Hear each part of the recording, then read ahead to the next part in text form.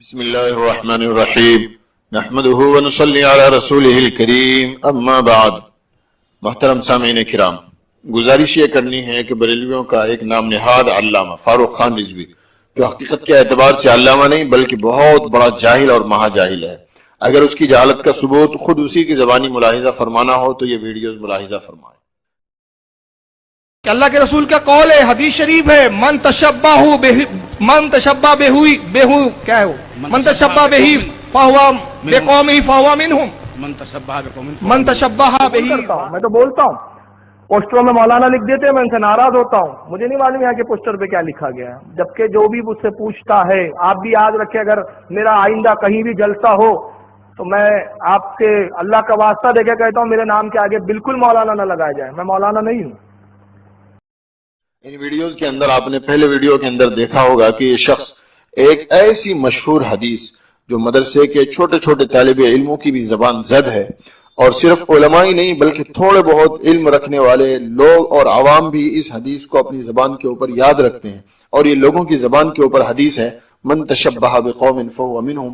اس مشہور حدیث کو بھی یہ شخص ادا کرنے پر قادر نہیں ہے، اور اس حدیث کے الفاظ بھی یہ شخص صحیح طریقے پر ادا نہیں کر پا رہا ہے، اور تعجب تو اس بات کے اوپر ہے کہ پیچھے سے بار بار لقمہ دیا جا رہا ہے اور اسے حدیث پڑھ کے سنائی جا رہی، لیکن سننے کے بعد بھی یہ شخص ایک چھوٹی سی اور مشہور حدیث بھی صحیح طریقے پر پڑھنے پر قادر نہیں ہے۔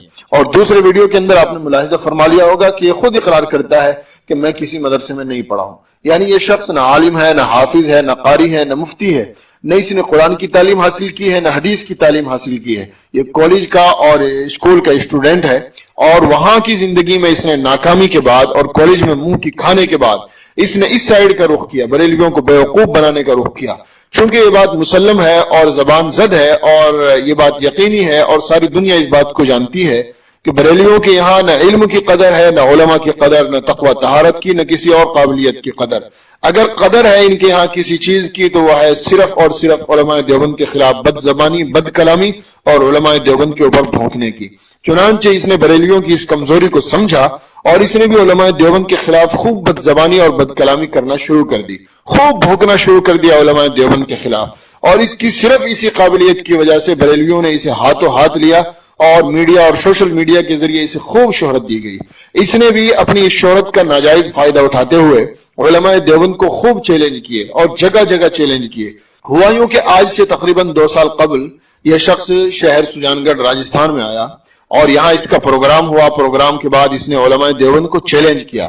ہمارے سامنے یہ بات آئی تو ہم نے ان کے معتقدین سے کہا کہ نہ ہم اس مجلس میں موجود تھے اور نہ ہم نے چیلنج سنا، اس لیے وہ چیلنج ہمارے نزدیک کوئی حیثیت نہیں رکھتا۔ اگر آپ لوگوں کے اندر ہمت ہے تو اس سے چیلنج کی تحریر ہمارے نام لکھوا کے لائیں۔ چنانچہ ان کے معتقدین نے اسے مجبور کیا اور مجبور ہو کر اس نے اپنے لیٹر پیڈ پر میرے نام عبدالاحد قاسمی کے نام چیلنج کی تحریر لکھی۔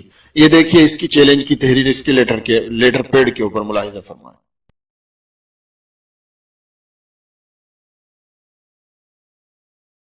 جب اس نے یہ لیٹر پیڈ کے اوپر لکھ کر ہمیں چیلنج کیا تو ہم نے بھی فوراً اسی مجلس کے اندر اپنے لیٹر پیڈ پر اس کے چیلنج کا جواب دیا اور اس کے چیلنج کو قبول کر لیا۔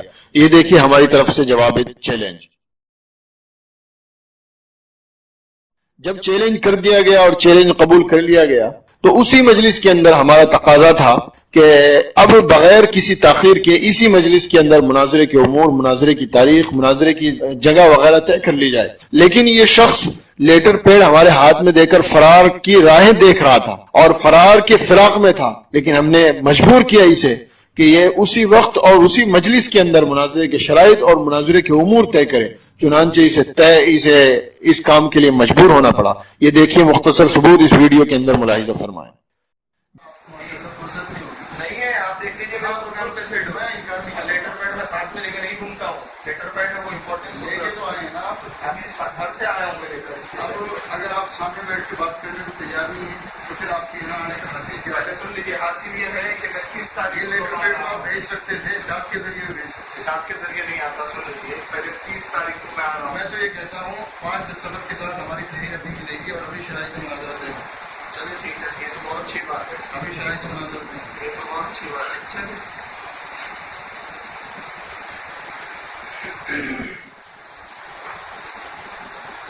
آپ اگر اس وقت یہ بول دیتے نا शरायत मुनाजरा आप जो अभी आपने रिकॉर्डिंग सुन लीजिएगा एक बार, उसमें आप यही रट लगाएंगे letter pad letter pad letter pad. बाकी जो ये शरायत मुनाजरा भी तय करनी है और सब एक साथ हो जाएगा तो लेटर पैड लाया हम हमें देर क्यों करें, क्यों लेट करें बिना वजह से? जब आप मौजूद हैं यहाँ इसके लिए कोई अलग से तारीख तय की जाएगी फिर बात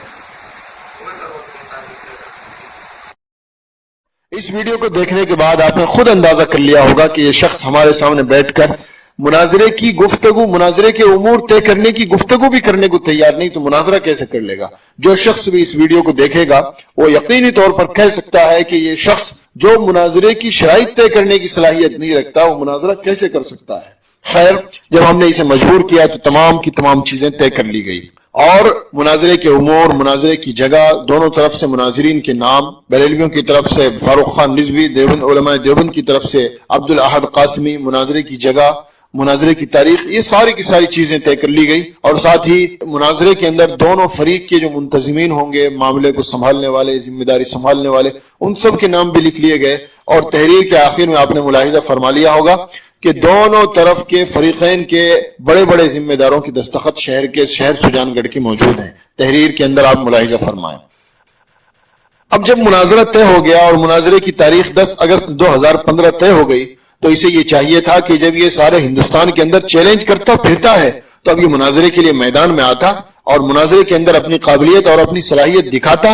लेकिन जब मुनाजरे की तारीख 10 अगस्त 2015 आई तो ये जाहिल सिर्फ सुजानगढ़ से नहीं बल्कि पूरे राजस्थान सूबे से ही ऐसे गायब था जैसे गधे के सर से सींग गायब हो जाते हैं। जरा सी भी इसे शर्म नहीं आई, जरा सी भी किसी ने इसे पता नहीं गैरत दिलाई या नहीं दिलाई और ऐसा बेहया और बेशर्म होकर ये मुनाजरे के मैदान से भागा कि इसका आस पास में भी कोई पता नहीं था।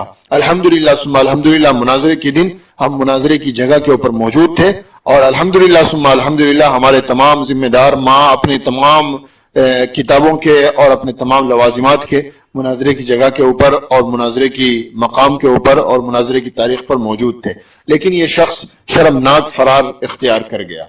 जब इसने ये बेशर्मी के साथ फरार इख्तियार किया तो हमें अंदाजा था कि शायद ये शख्स अब शर्म के मारे उलमाए देवबंद के खिलाफ भौंकने की या उन्हें चैलेंज करने की जुर्रत नहीं करेगा।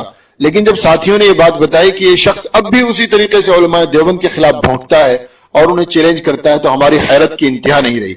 चुनांचे एक मर्तबा फिर हमने इसकी जबान खींचने की कोशिश की और इससे राब्ता करने की कोशिश की, व्हाट्सएप के ऊपर इससे राब्ता करने की कोशिश की, लेकिन ये शख्स व्हाट्सएप पर हमारी किसी भी बात का जवाब देने के लिए तैयार नहीं था। और ऐसी बात नहीं कि इसके पास हमारा नंबर नहीं या हमें पहचानता नहीं या अजनबी होने की वजह से इसने जवाब नहीं दिया। अब मेरे प्रोफाइल के ऊपर मेरी पिक्चर लगी हुई है और ये मुझे अच्छी तरह जानता है क्योंकि इसकी और मेरी गुफ्तगू हो चुकी है आमने सामने बैठकर। इसने तस्वीर देखने के बाद भी और ये जानने के बाद भी कि मुझसे राब्ता करने वाला अब्दुल अहद कासमी है, मेरे मैसेज का कोई जवाब नहीं दिया। वजह उसकी साफ है कि ये शख्स मुनाजरे के मैदान से भागता है और उलमा से इस तरह भागता है जिस तरह गधा शेर से भागता है। उसके बाद हमने इससे फोन के जरिए भी राब्ता करने की कोशिश की, लेकिन फोन पे इससे सिर्फ इतनी ही बात हो सकी। मैंने बताया मैं अब्दुल अहद कासमी बात कर रहा हूं और आप मुनाजरे का चैलेंज करते हैं इसलिए मुनाजरे के ताल्लुक से बात करनी। इसने सिर्फ इतनी बात सुनी और उसके बाद फोन काट दिया और दोबारा मेरा फोन रिसीव करने के लिए बिल्कुल भी तैयार नहीं। ये इस शख्स की औकात है और ये इस शख्स की हकीकत है। आज हम मैं मजबूर हुआ हूं, मैं नेट का आदमी नहीं हूं, न मुझे इस चीज का इतना इल्म है। हमारा काम पढ़ना पढ़ाना और बहुत सारी जिम्मेदारियां हमारे सपुर्द हैं, तो इसलिए ना हमारे पास इतना वक्त है कि नेट के ऊपर या व्हाट्सएप फेसबुक के ऊपर ये तमाम के तमाम काम किए जाएं। मजबूर होकर इस वीडियो और ऑडियो के जरिए और इस क्लिप के जरिए मैं इस फारूक रिजवी को आज चैलेंज कर रहा हूं और इसी की जबान में चैलेंज कर रहा हूं। पहले आप इसकी जबान मुलाहिजा फरमा लें ताकि आप मेरी जबान के ऊपर एतराज ना करें कि अगर ये मनाजरे के लिए नहीं बैठा तो मैं मान लूंगा कि इसके नुत्फे में फर्क है, ये हराम की औलाद है, ये किसी अच्छे माँ बाप की औलाद नहीं, किसी रंडी की औलाद है। इस दुनिया वहाबियत को चैलेंज कर रहा हूं मैं, अगर हलाली हो। इस वीडियो के अंदर आपने इसकी जबान मुलाहिजा फरमा ली होगी कि ये कितनी गंदी जबान इस्तेमाल करता है। हम कोई नई जबान इस्तेमाल नहीं करेंगे बल्कि इसी की जबान में इसे जवाब देते हैं। अगर ये हलाली है और इसका नुत्फा सही है और इसकी निस्बत अपने बाप की तरफ सही है तो ये हमारे मुनाजरे के चैलेंज को कबूल करेगा और मुनाजरे के लिए हमारे सामने आएगा और हमसे बात करेगा। और अगर ये हलाली नहीं है बल्कि हरामी है اور اس کا باپ اصلی باپ نہیں ہے بلکہ اسے اپنے باپ کے اوپر شک ہے، ہم اس کے تمام معتقدین، تمام منتسبین کو دعوت دیتے ہیں کہ وہ اسے مناظرے کے میدان میں لائیں۔ اگر یہ حلالی نہیں ہوگا تو مناظرے کے میدان میں بالکل نہیں آئے گا۔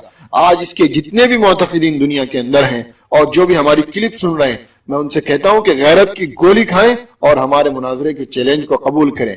یہ ہماری جگہ ہے اور ہمارا ایڈریس ہے اور یہ ہمارا موبائل نمبر ہے، کبھی بھی اس کے اوپر رابطہ کیا جا سکتا ہے اور کبھی بھی جو ہے ہمارے سے بات چیت کی جا سکتی ہے مناظرے کے لیے۔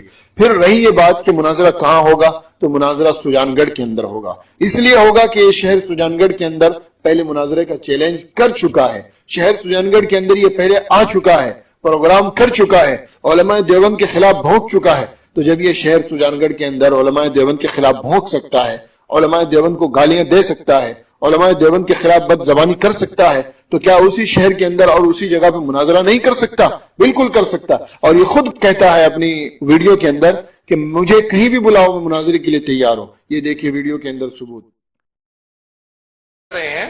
میں کل بھی ہوں، 2 تاریخ کو بھی ہوں، 24 کو بھی ہوں، 25 کو بھی ہوں، ہندوستان میں ہی ہوں، بامبے کے قریب ہوں، جب چاہے بلا لیں۔ ارے کب بلائے گا لیکن؟